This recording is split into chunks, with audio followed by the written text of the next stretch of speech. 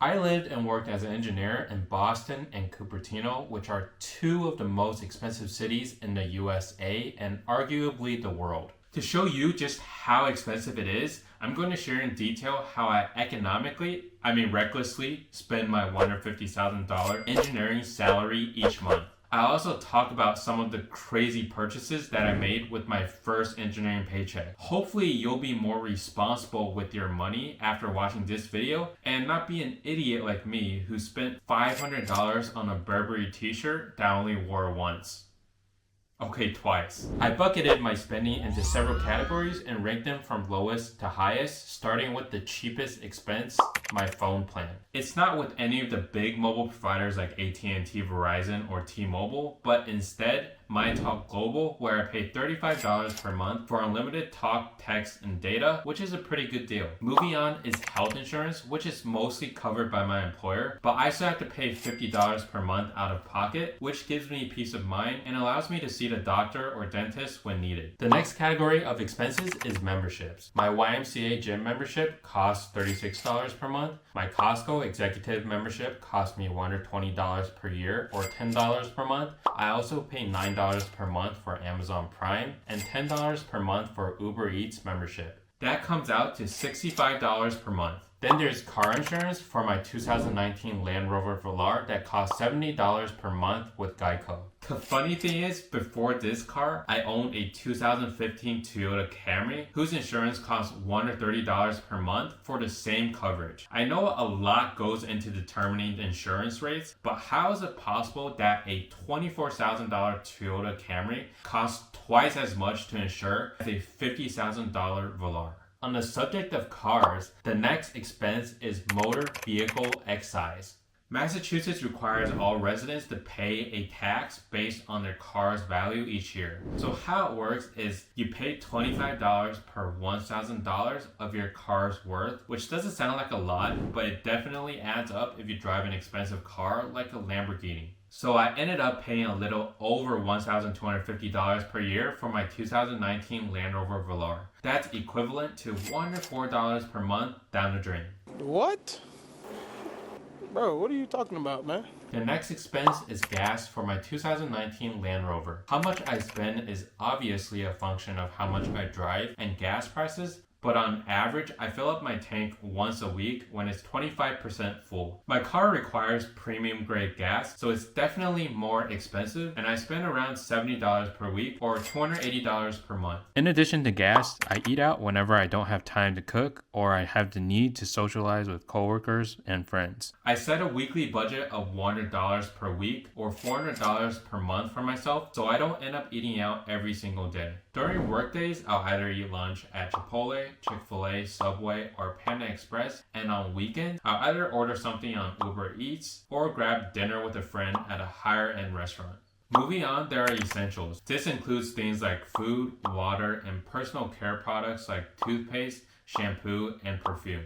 Obviously, this can fluctuate month to month, but looking at my past credit card statements, on average, I spend about $150 per week or $600 per month. When I don't eat out, I buy groceries at H Mart, Costco, Walmart, and Aldi. I enjoy cooking my own meals, and I found it's healthier and cheaper compared to eating out in the long run. The next category of spending is business equipment.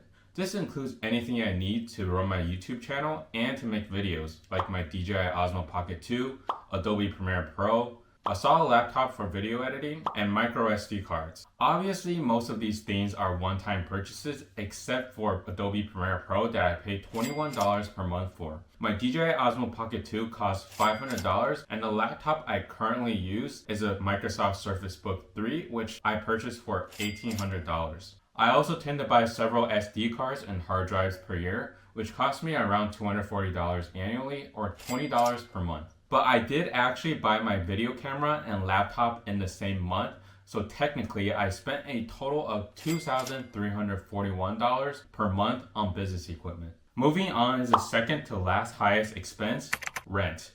If you don't already know, the real estate market in Massachusetts and California is absolutely horrendous. Living alone and living in a good neighborhood can easily cost you over $3,000 per month. Luckily, when I was working in Massachusetts, I found a pretty nice high-end apartment community called Station Landing located in Medford, which is just a 5-minute drive away from Boston. I paid $2,100 per month for a 1-bedroom, 1-bathroom apartment, which might sound ridiculous, but honestly, it was definitely worth the money. Before moving to Station Landing, I lived in a 3-bedroom, 1-bathroom apartment with 5 other roommates in this really ghetto neighborhood. Despite the rent only being $1,000 per month, the extra money I saved was so insignificant compared to the emotional trauma and mental stress I suffered sharing the same kitchen and bathroom with 5 other people and having to see them after a long day of work. The cons outweighed the pros hands down, so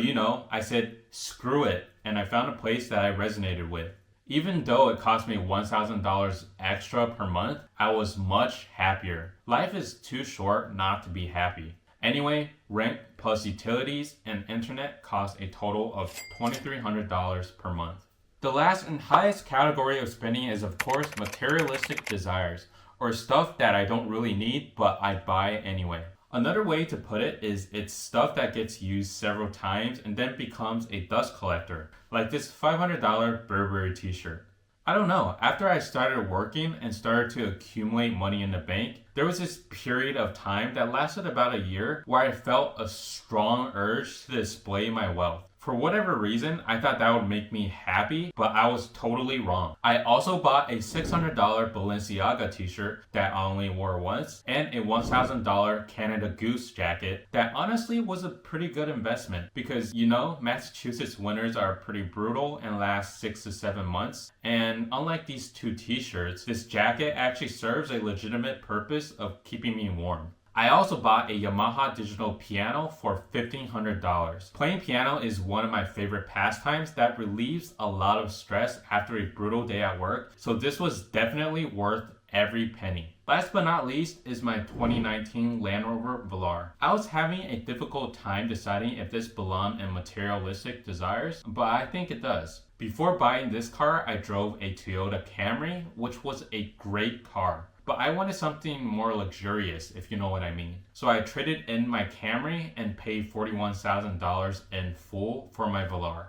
The interesting thing is, after getting this car, I had this sudden newfound motivation to drive to work in the morning and to go places I would never even think about going in the past. But anyway, doing the math and converting everything to a monthly expense, my Burberry t-shirt cost $41.70 per month, my Balenciaga t-shirt cost $50 per month, my Canada Goose jacket cost $83 per month, my Yamaha piano cost $125 per month, and my Velar cost $3,417 for a grand total of $3,717. Finally, adding all of these expenses together, I paid a whopping $9,962 per month. Obviously, this number would go down in the following year because it accounts for the cost of my Land Rover Velar, which is an asset I can quickly sell for cash. To better visualize the key drivers behind my monthly expenses, let's look at a percentages breakdown of everything. Materialistic Desires accounts for 37.5% of my monthly expenses. Rent makes up 23.2%. Rent is non-negotiable for me, but I definitely can cut spending for Materialistic Desires by a good amount. Business equipment also makes up 23.2%. Essentials and eating out together account for 10.1%. Gas accounts for 2.8%. And miscellaneous items like health and car insurance, memberships, and vehicle excise tax makes up 3.3%. Honestly, aside from overspending in the Materialistic Desires category, I'm still saving money each month and happy, which is all that matters. When you first start working, it can be somewhat challenging to find the right balance between saving every penny and living paycheck to paycheck. What helped me a lot is keeping track of all my expenses and making a budget. Determine which areas are non-negotiable and which areas compromises can be made. This allows you to save money each month and to enjoy life at the same time. You don't want to fall into the trap of saving every little penny and end up burning yourself out. Life is just too short and you never know what the future holds. Anyway, I hope you enjoyed this video. As always, thank you so much for watching, and if you want to see how much I spent on my engineering degree, go ahead and click here, and I'll see you in the next one. Peace.